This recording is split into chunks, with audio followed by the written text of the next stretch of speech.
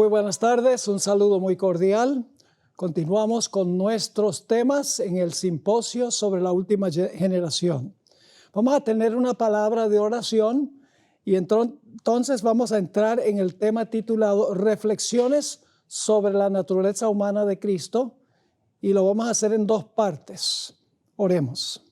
Padre Celestial, gracias te damos por la forma en que te has manifestado este día. Gracias por los temas que hemos escuchado. Señor, queremos reflejar el carácter de Jesús. No queremos debatir estos asuntos, pero son muy importantes. Así que ayúdanos no solamente a hablar sobre esto, sino a vivirlo en nuestra vida práctica. Te lo imploramos en el nombre precioso, que es sobre todo nombre, el nombre de Jesús. Amén. Del 17 al 19 de febrero del año 2015, el Instituto de Investigación Bíblica de la Conferencia General organizó un simposio teológico en la ciudad de Medellín, Colombia. Todos los pastores, estudiantes de teología, maestros y administradores fueron invitados a asistir a este simposio. Los miembros del Instituto de Investigación Bíblica de la Conferencia General prepararon temas para resolver problemas teológicos que habían surgido para ese tiempo en la Iglesia Adventista en diferentes campos. Los organizadores del evento me pidieron a mí, como había enseñado ya 6 años en la institución, que hiciera 2 presentaciones sobre la naturaleza humana de Cristo. Así que yo acepté la invitación y viajé a la ciudad de Medellín. Pero vale notar que ellos nunca me preguntaron cuál era mi posición sobre la naturaleza de Cristo. En el simposio presenté la posición poslapsaria, es decir, Jesús tomó la naturaleza de Adán después de la transgresión. Y lo que resultó fue un terremoto, simbólicamente hablando. El tumulto ocurrió porque la vasta mayoría de los que estaban presentes creían que Jesús tomó la naturaleza de Adán antes de la transgresión.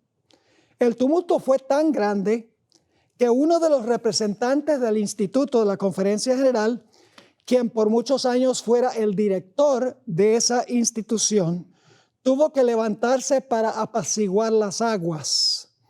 Ante los 600 delegados reunidos en sesión plenaria, explicó que mi posición era una de las 2 posiciones reconocidas y aceptadas en la Iglesia Adventista por miembros y por eruditos de la Iglesia.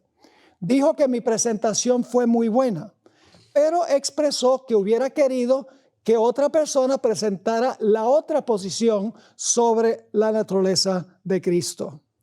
Recalcó que la iglesia no tiene una posición oficial sobre la naturaleza de Cristo y por lo tanto ambas posiciones eran igualmente aceptables en la iglesia. Varios días después de volver a los Estados Unidos, me llamó un miembro del Instituto de Investigación Bíblica de la Conferencia General que no había participado en el simposio y me dijo: en nuestro culto de esta mañana nos reunimos los del instituto y recibimos el informe sobre el simposio en Medellín y escuchamos que hiciste una excelente presentación. Así que hay miembros también del Instituto de Investigación Bíblica de la Conferencia General que tienen el punto de vista de que Cristo tomó la naturaleza de Adán después de la transgresión. Ahora, muchos de los detalles que voy a compartir con ustedes en este tema de esta tarde y también el siguiente tema vienen de lo que considero yo ser el mejor libro que se ha escrito sobre este asunto de la naturaleza humana de Cristo Jesús. Me refiero al libro titulado Tocado por nuestros sentimientos. Una sinopsis del pensar adventista sobre la naturaleza humana de Cristo. El autor es Jan Surcher. Permítame compartir algunos detalles en cuanto al escritor, el autor de este libro. Antes de su muerte, Schurcher fue director del Departamento de Investigación Bíblica de la División Euroafricana y también fue secretario de la misma institución. Sirvió como profesor de teología en muchas universidades de la Iglesia Adventista en diferentes países. Su libro que mencioné fue publicado por la Review and Herald, una casa editora oficial de la Iglesia Adventista, en 1999, lo cual significa que no se consideraba que el libro fuera herético. Es un estudio histórico y teológico que traza cómo cambió la cristología adventista a través de los años, particularmente en las décadas de los 50 y los 60. Este hombre también escribió otro libro que se llama La naturaleza y el destino del hombre. Es una obra sobre la antropología y es aclamada internacionalmente tanto por teólogos adventistas como por teólogos no adventistas. Es una persona autorizada sobre este particular tema de la naturaleza humana de Cristo. Ahora, cuando hablamos de cristología, tenemos que hablar de otras doctrinas que quedan impactadas por nuestro concepto de la naturaleza de Cristo. Ligada con esta doctrina de la naturaleza de Cristo está la soteriología, la doctrina de la salvación, la antropología y también la escatología, que es lo que nosotros estamos tratando aquí específicamente. Ahora quiero formular algunas preguntas muy importantes y luego en el resto de este tema y en el siguiente tema vamos a procurar responder estas preguntas. Aquí vienen, son varias. ¿Qué es una naturaleza pecaminosa? ¿Y qué es una naturaleza no pecaminosa? Siguiente pregunta, ¿es pecado tener una naturaleza pecaminosa? ¿O es el pecado permitir que la naturaleza pecaminosa se exprese en acciones pecaminosas, pensamientos y palabras pecaminosos? Otra pregunta, ¿en qué difiere el concepto católico del pecado original del concepto adventista de heredar una naturaleza pecaminosa? Otra pregunta, todos concordamos que Jesús es 100% Dios y 100% hombre, pero la pregunta clave es esta. ¿Qué clase de humanidad tomó Jesús cuando vino a esta tierra? ¿Fue la naturaleza de Adán antes de la transgresión de Adán o fue la naturaleza de Adán después de su transgresión?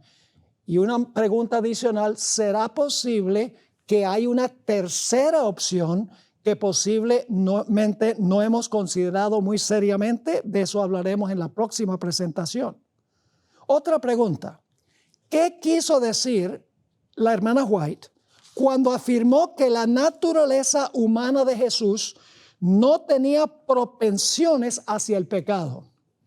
Las palabras en inglés son evil propensities. Ella dice que Jesús no tenía evil propensities, que en español es propensiones hacia el pecado. Otra pregunta, ¿es posible vivir sin pecar aunque tengamos una naturaleza pecaminosa? Aquí hay otra más. ¿Es justo que Jesús nos pida que sigamos su ejemplo si tuvo una naturaleza humana diferente o superior a la nuestra? Aquí hay otra. ¿Tendrá Dios al final de la historia un pueblo que vencerá por completo el pecado en acción, palabra y pensamiento, aún teniendo la carne pecaminosa? Otra pregunta, ¿cuándo le quitará Dios a su pueblo la naturaleza pecaminosa? Y unas pocas preguntas más. ¿Continuará la última generación pecando en acción, pensamiento y palabra después de cerrarse la puerta de la gracia de tal manera que van a necesitar un intercesor? Otra pregunta, ¿podremos continuar enviando nuestros pecados al santuario después de cerrarse la puerta de la gracia?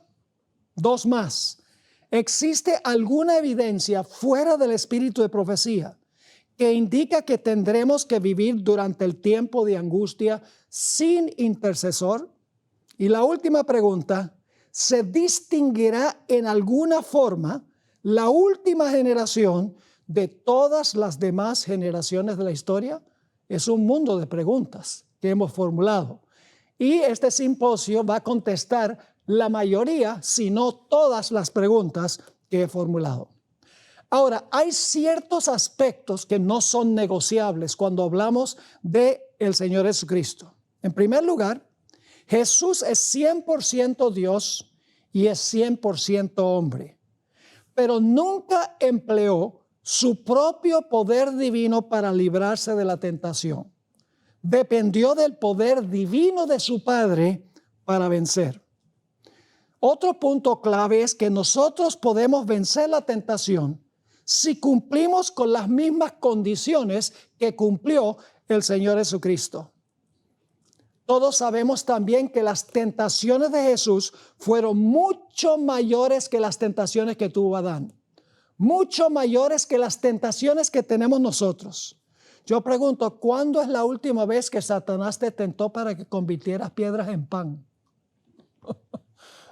¿Cuántas veces trató Satanás de convencerte de que no tomaras sobre ti todos los pecados del mundo para sufrir la pena por el pecado? Jesús sufrió mucho más tentaciones y peores tentaciones que el cúmulo de todos los seres humanos.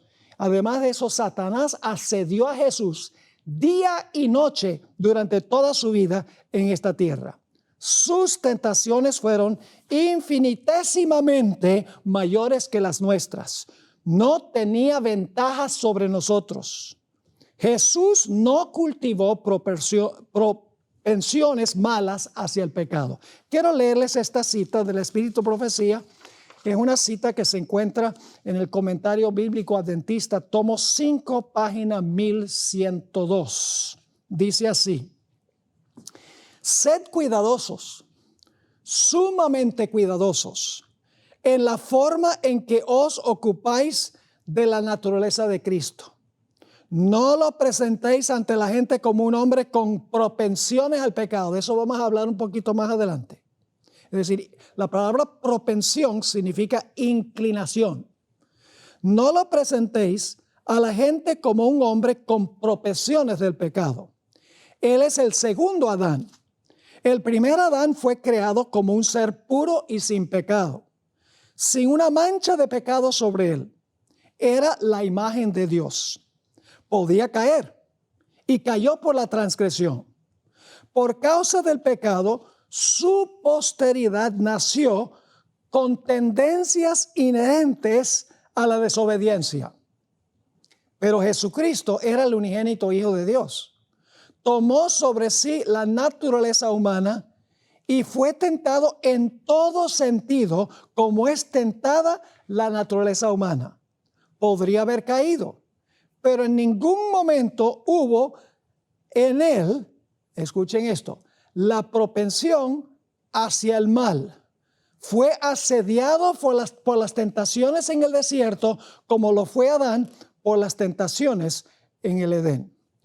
Una propensión es una inclinación, es una tendencia y es una proclividad hacia el pecado. Ahora, cuando hablamos de la naturaleza de Cristo, hay dos peligros en los dos campamentos.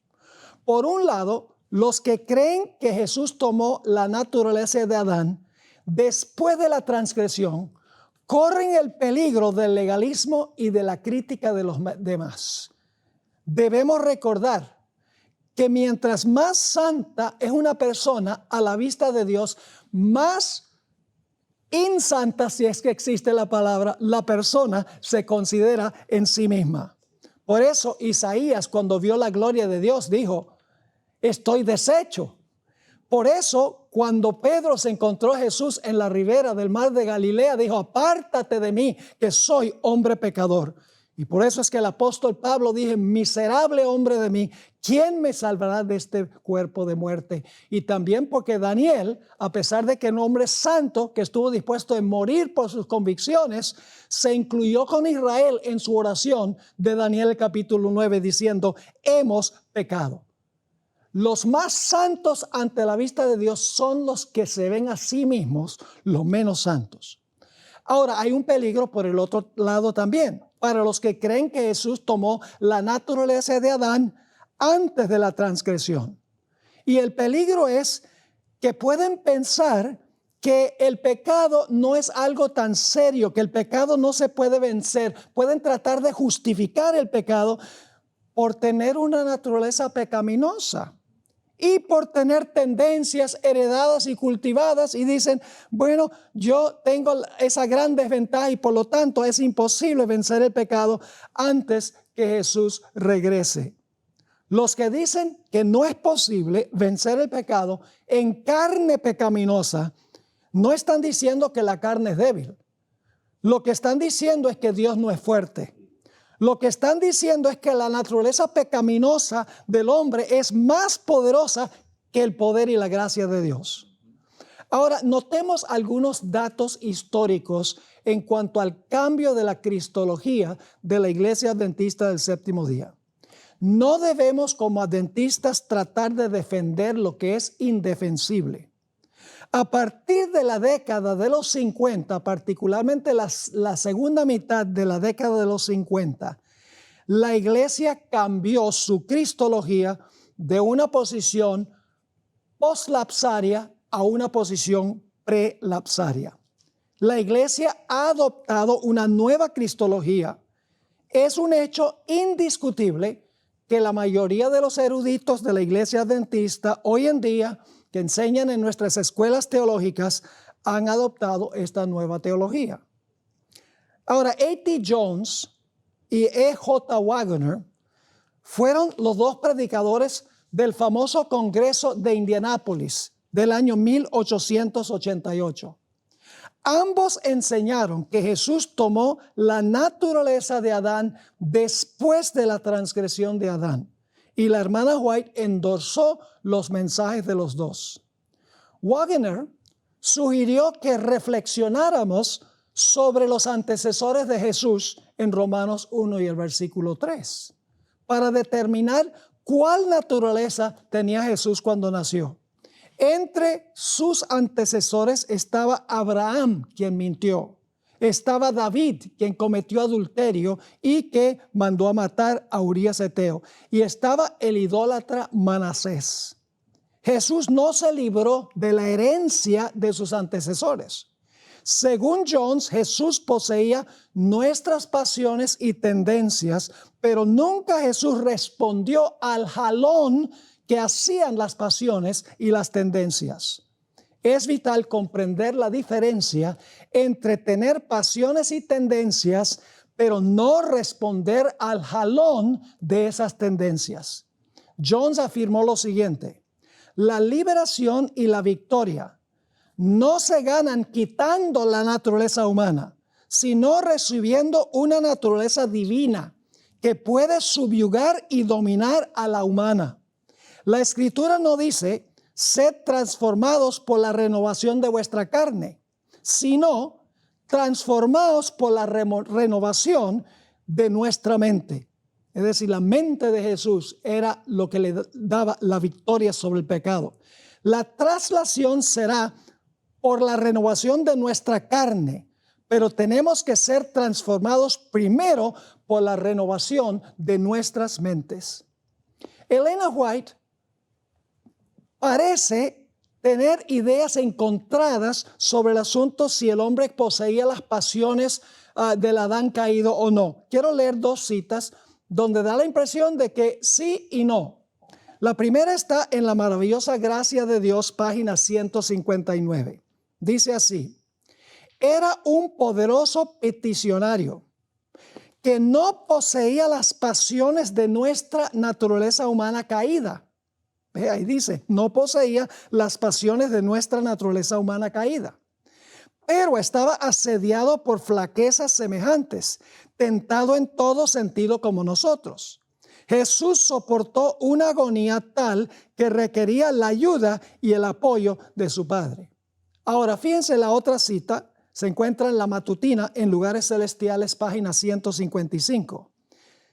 Dice, aunque él sentía toda la fuerza de la pasión de la humanidad, ahora escuchen, aquí viene la clave, nunca cedió a la tentación. Así que no hay contradicción entre las dos citas. No poseía las pasiones en sentido de que, en el sentido de que nunca cedió a la tentación de hacer un solo acto que no fuera puro, elevador y ennoblecedor.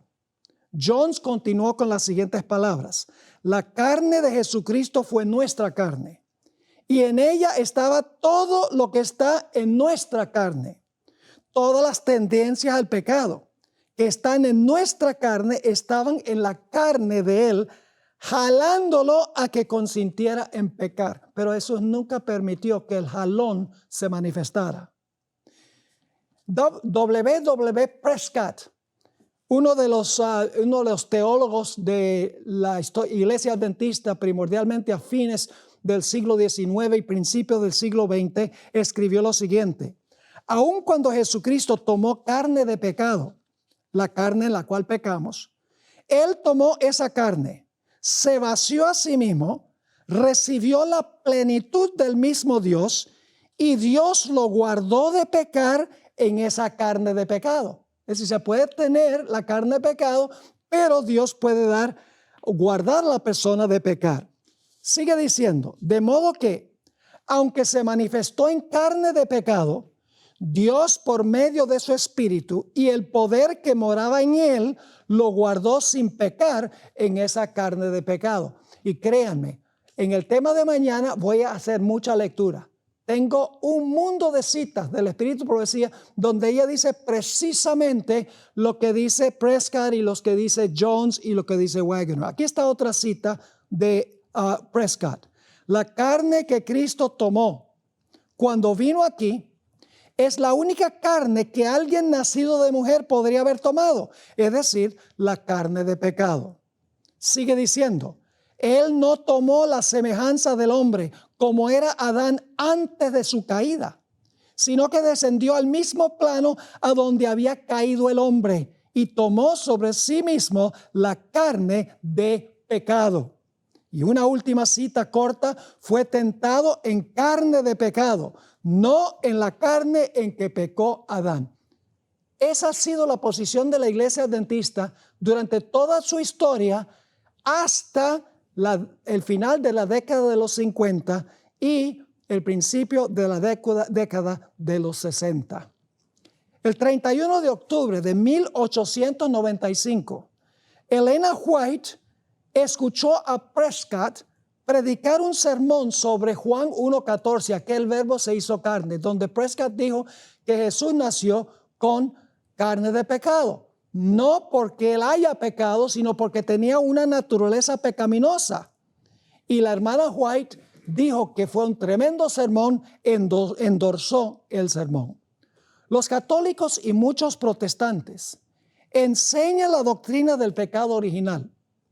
La idea básica es que somos pecadores por nacimiento. Y eso se ha infiltrado hasta cierto punto también a la teología adventista. La idea básica es cuando nacemos pecadores porque tenemos una naturaleza pecaminosa. Somos culpables sencillamente porque pertenecemos a la familia humana pecaminosa como descendientes de Adán. Desde este punto de vista, esto tiene serias implicaciones. Desde este punto de vista, si Cristo hubiese nacido con la misma naturaleza pecaminosa de los demás seres humanos, entonces Jesús hubiera nacido pecador. Consecuentemente, no podía ser nuestro Salvador. No cabe duda que el hombre nace con una naturaleza pecaminosa, es decir, el jalón de la naturaleza pecaminosa que mora en cada descendiente de Adán.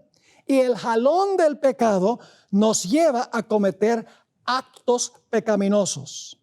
El apóstol Pablo usó las siguientes descripciones para hacernos entender la naturaleza pecaminosa. Se refirió a la naturaleza pecaminosa como los deseos de la carne, la ley del pecado que mora en nuestros miembros. Los deseos de nuestra naturaleza pecaminosa son expresiones que el apóstol Pablo usa para describir el jalón hacia el pecado que tiene nuestra naturaleza pecaminosa. Estas expresiones, escuchen bien, no se refieren a actos de pecado, sino sencillamente a las tendencias o inclinaciones de la carne que nos instan a cometer pecados. Pero estas inclinaciones naturales hacia la desobediencia solo llegan a ser pecaminosos cuando cedemos a los deseos de la naturaleza pecaminosa. Vamos a anotar Santiago el capítulo 1 y los versículos 14 y 15. Santiago 1 y el versículo 14 y el versículo 15. Aquí nos describe el proceso. Noten el proceso que tenemos aquí. Cuando alguno es tentado, no diga que es tentado de parte de Dios. Así que el primer paso es la tentación. Cuando alguno es tentado, no diga que es tentado de parte de Dios. Porque Dios no puede ser tentado por el mal, ni Él tienta a nadie. Así que el primer paso es la tentación.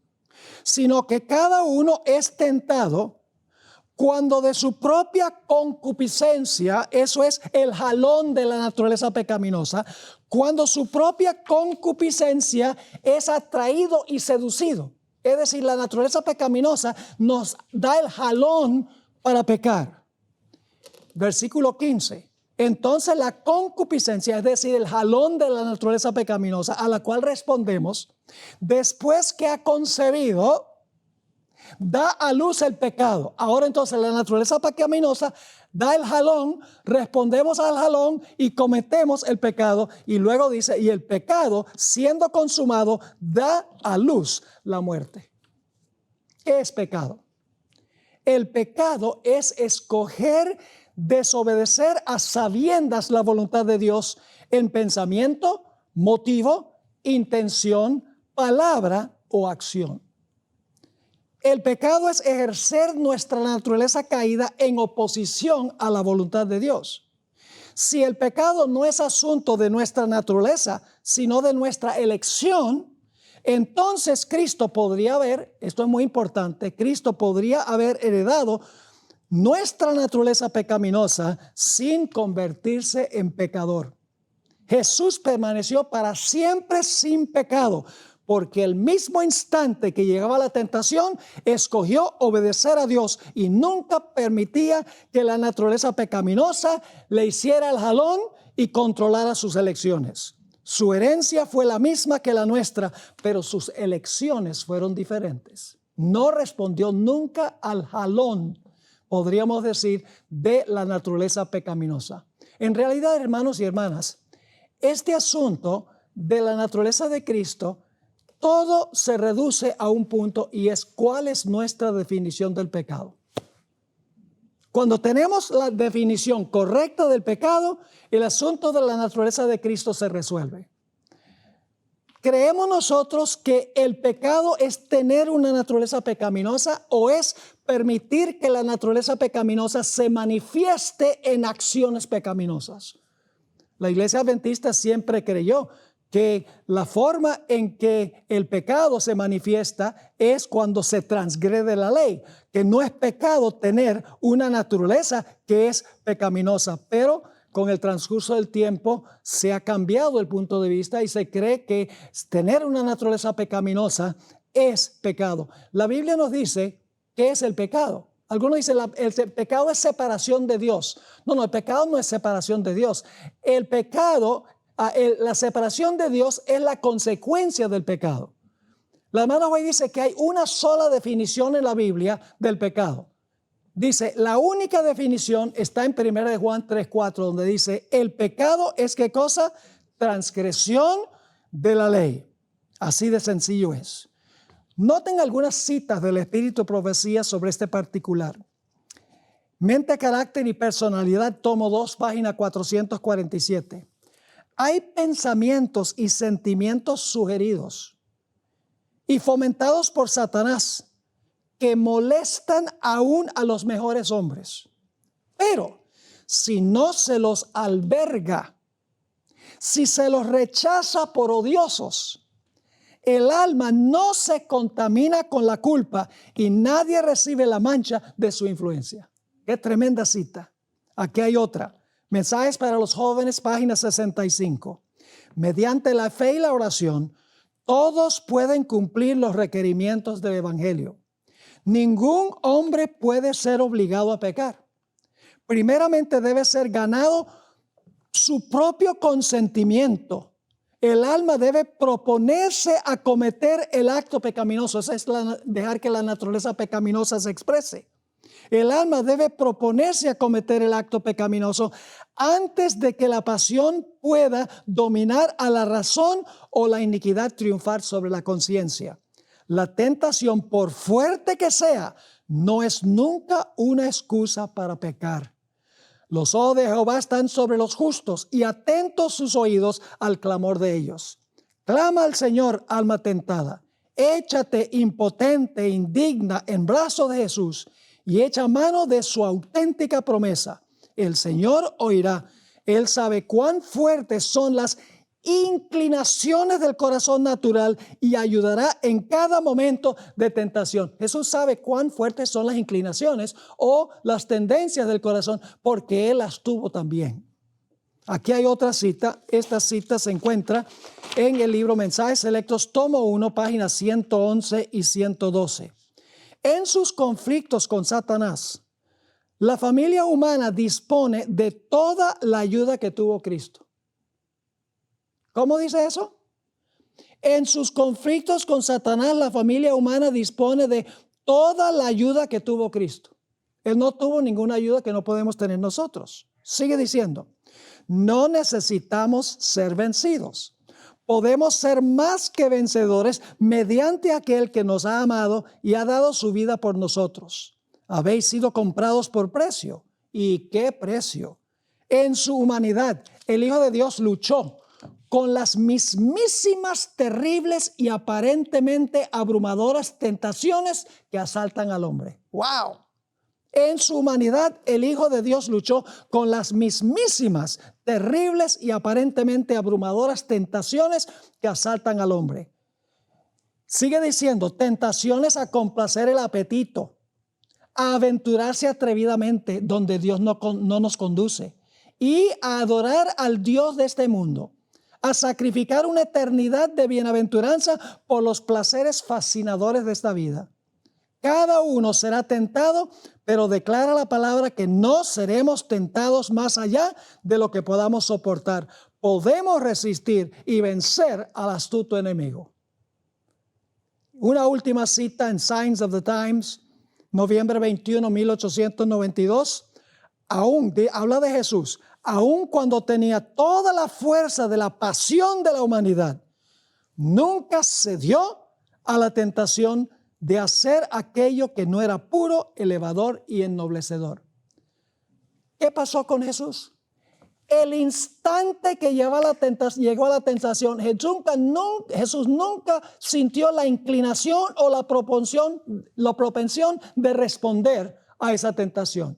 Inmediatamente, cuando llegó la tentación, rechazaba la tentación. Nunca se sintió inclinado diciendo, ¿lo hago o no lo hago? No, inmediatamente que llegó, nunca tuvo la propensión o la inclinación o la proclividad de cometer ese acto pecaminoso. Ahora, otro punto importante. Es imposible, mis hermanos y hermanas, que nosotros creamos que nosotros cuando nacemos con una naturaleza pecaminosa, Dios nos tiene por pecadores. Vamos a anotar algunos versículos de la Biblia.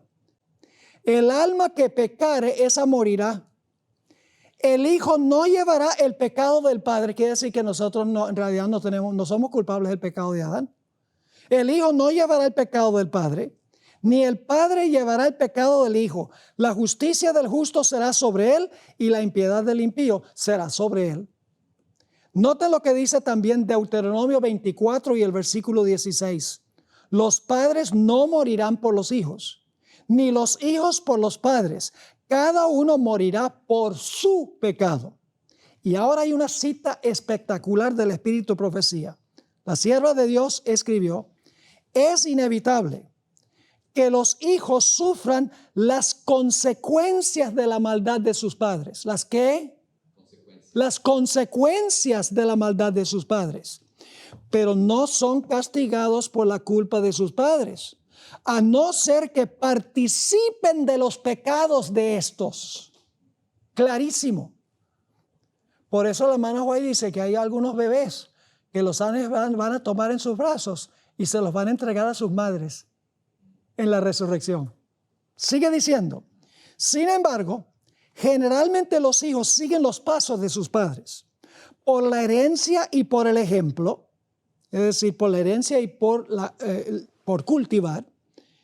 Por la herencia y por el ejemplo, los hijos llegan a ser participantes de los pecados de sus progenitores, las malas inclinaciones, el apetito pervertido, la moralidad depravada, además de las enfermedades y la degeneración física, se transmiten como un legado de padres a hijos hasta la tercera y cuarta generación. Pero los hijos no se convierten en pecadores hasta que practican los pecados de los padres. Ahora, lo triste es que en la iglesia adventista hubo un cambio, como yo mencioné, a fines de los años 40, principios del 50, continuó hasta la década de los 60, cambió su cristología.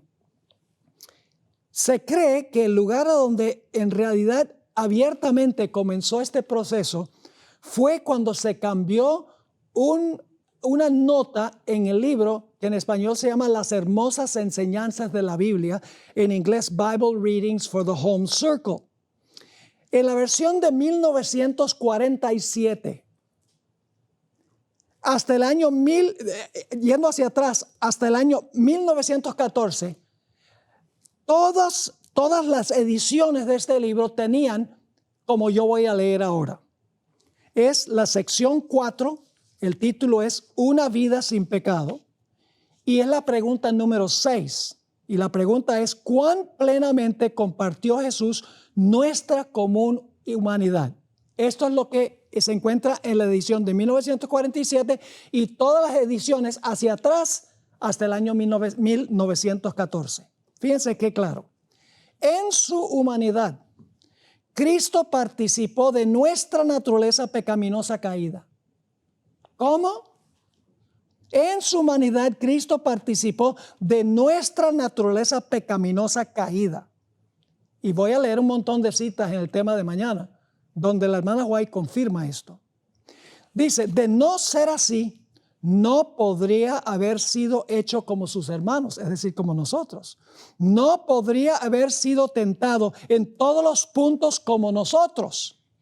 Y tampoco venció como nosotros debemos vencer. ¿Ven las implicaciones de esto? Tremendas implicaciones. Por consecuencia, no sería el Salvador completo y perfecto que el hombre necesita para ser salvo. La idea de que Cristo nació de una madre inmaculada y sin pecado, que no heredó tendencias al pecado y que por eso no pecó, lo remueve de la esfera de un mundo caído, del lugar preciso a donde se necesita su ayuda. En su lado humano, Cristo heredó lo que hereda cada hijo de Adán, una naturaleza pecaminosa. En su lado divino, desde la misma concepción, fue engendrado y nacido del Espíritu Santo. Todo esto fue hecho así, a fin de colocar al hombre sobre un terreno ventajoso y para demostrar que, así como Él, es decir, así como Jesús, todo aquel que es nacido del Espíritu puede ganar victorias sobre su propia carne pecaminosa. Así es que cada uno debe vencer como Cristo venció. Sin este nacimiento no puede haber victoria sobre la tentación ni salvación del pecado.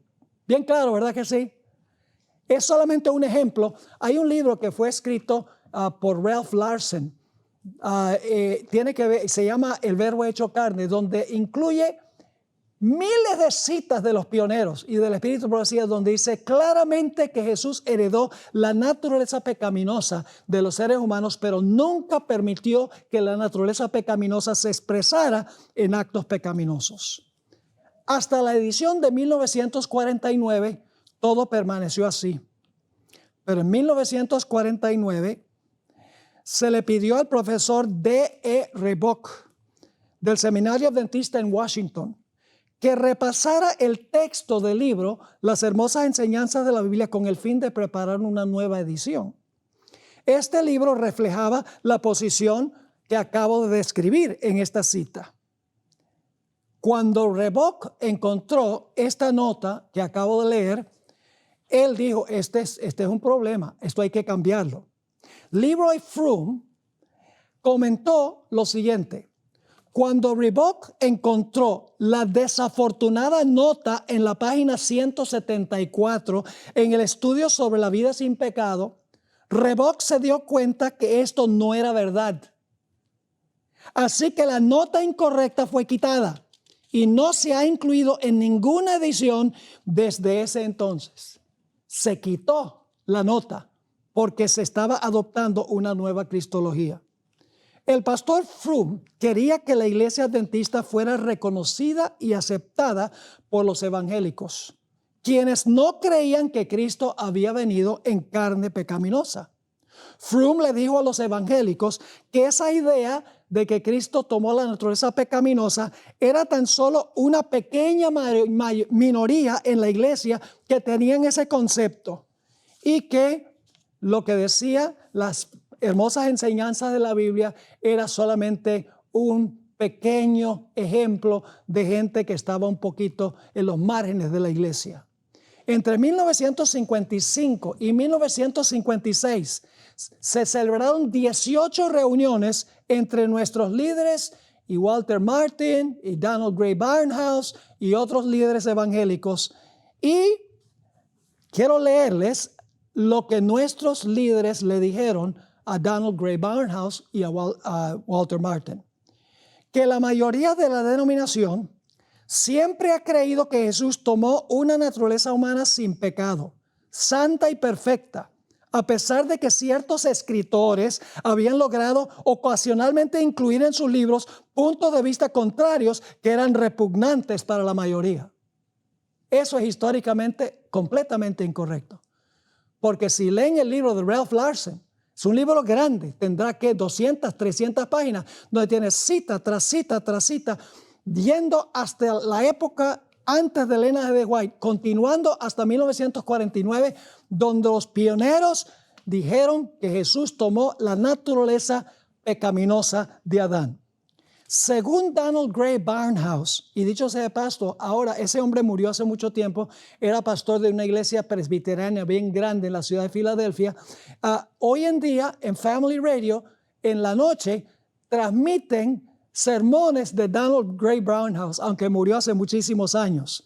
Según Donald Grey Barnhouse, los representantes de la iglesia adventista le habían dicho a Walter Martin lo siguiente: tenemos en nuestro medio ciertos miembros de un margen lunático, de la misma manera como hay gente irresponsable de ojos desorbitados en cada campo del cristianismo fundamental.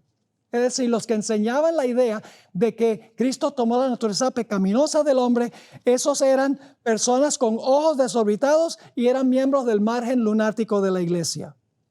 En el libro Questions and Doctrine, que es el libro más conflictivo en la historia de la iglesia adventista, Froom incluyó solo citas que parecían apoyar su punto de vista. Ignoró citas que abiertamente condenaban su punto de vista. Sacó citas de su contexto, citó solo partes de citas y le puso subtítulos a sus libros que daba una impresión equivocada a los líderes evangélicos, y el resultado fue que Walter Martin escribió un libro titulado The Truth About Seventh-day Adventism, donde dijo: los adventistas ya no son un culto, ya no son una secta, son miembros de la comunidad cristiana en general. R.A. Anderson, de esa época, estaba de acuerdo con este cambio cristológico. En la revista Ministry en 1956, él escribió lo siguiente: nuestro Señor participó de nuestra naturaleza humana limitada, pero no de nuestra naturaleza corrupta y carnal, con todas sus propensiones hacia el pecado y la codicia. En él no había pecado, ni heredado ni cultivado, como tienen en común todos los descendientes naturales de Adán. Es decir, Jesús era diferente que nosotros. En otra cita, en la misma revista, en 1956, escribió: cuando el Dios encarnado irrumpió en la historia humana y llegó a ser uno con la raza humana, entendemos que poseía la naturaleza no pecaminosa con la cual fue creado Adán en el Edén. Sin embargo, el medio ambiente en el cual vivió Jesús fue trágicamente diferente del que había conocido Adán antes de su transgresión. Claramente contrario a todo lo que había creído la iglesia antes de eso. Ahora, hay otros datos interesantes. Muchos de estos datos están en el libro que yo les recomendé. Dicho sea de paso, ese libro está en español, tocado con nuestros sentimientos. Es un tremendo libro, es un estudio histórico y teológico de cómo ha cambiado la cristología en la iglesia adventista, y fue escrito por una persona que ocupó altos puestos en la iglesia, un teólogo de renombre, un individuo que nunca fue censurado, no le quitaron las credenciales, y un libro publicado por nuestra casa publicadora. Ahora, lo interesante es que el comentario bíblico adventista, el original, no el nuevo, fue preparado por 40 teólogos de la iglesia adventista entre 1953 y 1957. Y en ninguna parte aparece ni un poco rastro de esta nueva cristología en la iglesia. Y en esta época fue que se publicó el libro Questions and Doctrine, que adoptaba la nueva cristología, pero el comentario bíblico no tenía ningún vestigio de la nueva cristología. Y es interesante que en 1958, cuando este asunto estaba candente, se publicaron los 2 tomos de mensajes selectos y no había ni un solo vestigio de esta cristología. Según la teología católica, heredamos el pecado original de Adán y por eso hay que quitar la mácula tan pronto el bebé nazca. Para nosotros heredamos las consecuencias del pecado de Adán, su naturaleza pecaminosa, pero Dios no nos considera culpables del pecado hasta que escojamos pecar, hasta que hayamos llegado a la edad de la razón, cuando abiertamente y conociendo vamos en contra de la voluntad de Dios. Según la teología adventista, heredamos una naturaleza pecaminosa que se inclina al pecado, y por eso Dios nos da una nueva naturaleza divina para subyugar y vencer la naturaleza pecaminosa. Es obvio que mientras más cedemos a los deseos de la naturaleza pecaminosa, más fuerte se vuelve esa naturaleza.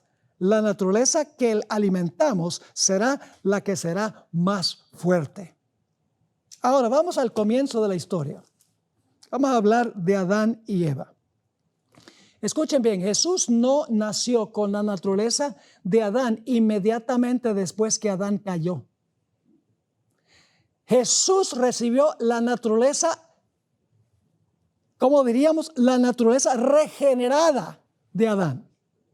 Porque cuando Adán pecó y cuando Eva pecó, en realidad ellos no estaban arrepentidos de lo que habían hecho. Ustedes miran, cuando Dios viene y le dice a Adán, ¿qué fue lo que hiciste? Adán dice, la mujer que me diste. ¿Saben cuál es la mayor señal de que una persona no está arrepentida? El hecho de que le echa la culpa a los demás por lo que hizo. Cuando dice, sí, yo lo hice, pero. Cuando viene el pero, la persona no está arrepentida, porque está tratando de culpar a otro por lo que esa persona hizo. Y así que Adán dice, la mujer que me diste, me dio y yo comí. Y la mujer dice, la serpiente que tú hiciste. Si tú no haces esa serpiente, yo no peco. Están echando la culpa a Dios y Adán le está echando la culpa a Dios y a Eva. A Dios por haberle dado a Eva. ¿Cuándo fue que Adán tuvo su momento de conversión? Ustedes saben cuándo fue. Leo de Patriarcas y Profetas, página 48. Aquí Adán se convirtió y ahora entró, escuchen bien, entró en la vida de Adán el poder del Espíritu Santo. Se regeneró su naturaleza humana, en otras palabras. Entró el Espíritu Santo a su vida y ahora Adán, el Adán caído, sí podía vencer el pecado. Noten lo que dice esta cita. Para Adán, el ofrecimiento del primer sacrificio fue una ceremonia muy dolorosa. Tuvo que alzar la mano para quitar una vida que solo Dios podía dar. Por primera vez iba a presenciar la muerte y sabía que si hubiera sido obediente a Dios, no la habrían conocido el hombre ni las bestias. Ahora, ¿por qué consideró Adán tan terrible este sacrificio? Escuchen, mientras mataba a la inocente víctima, temblaba al pensar que su pecado haría derramar la sangre del Cordero Inmaculado de Dios. Esta escena le dio un sentido más profundo y más claro de la enormidad de su transgresión. ¿Cuándo es que nosotros nos damos cuenta que el pecado es terrible, que es enorme? Cuando contemplamos lo que le costó a Jesús. Yo voy a compartir en el último tema de esta serie, voy a compartir un tema basado en eso. El pecado no se vence mirando la ley. El pecado se vence mirando a Jesús. Cuando vemos que Jesús en el Getsemaní sudaba gotas de sangre y decía, Dios mío, ¿por qué me has desamparado en la cruz? Podemos saber qué terrible es el pecado y no vamos a querer tener nada más que ver con el pecado. Así que dice aquí, esta escena le dio un sentido más profundo y más claro de la enormidad de su transgresión, que nada sino la muerte del querido Hijo de Dios podía expiar. ¿Están captando esto? El pecado se vence es contemplando a Jesús. Mientras más lo contemplamos, más victoria tenemos sobre el pecado. Sigue la cita. Y se admiró de la infinita bondad que daba semejante rescate para salvar a los culpables. Una estrella de esperanza iluminaba el tenebroso y horrible futuro y lo libraba de una completa desesperación. ¡Qué tremenda cita! Es decir, el pecado se vence cuando experimentamos el nuevo nacimiento. Cuando el Espíritu Santo entra a nuestra vida, regenera nuestra naturaleza pecaminosa, recrea en nosotros un nuevo corazón, un nuevo espíritu. Y cuando eso sucede, al contemplar a Jesús decimos, Jesús, el pecado es terrible, mira lo que te hizo el pecado. Y entonces, por la gracia de Dios, contemplando a Jesús, vamos a querer vencer el pecado, porque el pecado hiere a mi mejor amigo, el pecado hiere a Jesús. Así que yo pregunto, ¿es posible vencer el pecado en una naturaleza pecaminosa? ¿Cómo no? Y la última generación, porque estamos estudiando eso en este simposio, la última generación va a decir como Job, aunque me matare, aún en él confiaré. Yo sé que mi Redentor vive. Será una generación que se aferrará a Dios y dirá como Jacob, no te soltaré hasta que me bendigas. Es una generación que va a estar estrechamente ligada con el Señor Jesucristo, con una naturaleza pecaminosa, sí, hasta el momento cuando este cuerpo vil sea transformado a semejanza del cuerpo de gloria de Jesús, tendremos la naturaleza pecaminosa, pero la última generación no permitirá que esa naturaleza pecaminosa se exprese en acciones, en pensamientos, en motivaciones pecaminosas. Habrán ganado la victoria total sobre el pecado y pasarán victoriosamente por el tiempo de angustia. Y cuando el Señor Jesucristo regrese estando vivos, van a decir, he aquí, este es nuestro Dios, le hemos esperado y Él nos salvará. Así que los que están escuchando, entregamos nuestra vida al Señor Jesucristo. Amistémonos con Él. Contemplémonos, como dice el Espíritu de Profecía, 1 hora cada día, especialmente las escenas finales. Y cuando hacemos eso, ganaremos victoria tras victoria sobre el pecado. Que esa sea nuestra experiencia, es mi oración.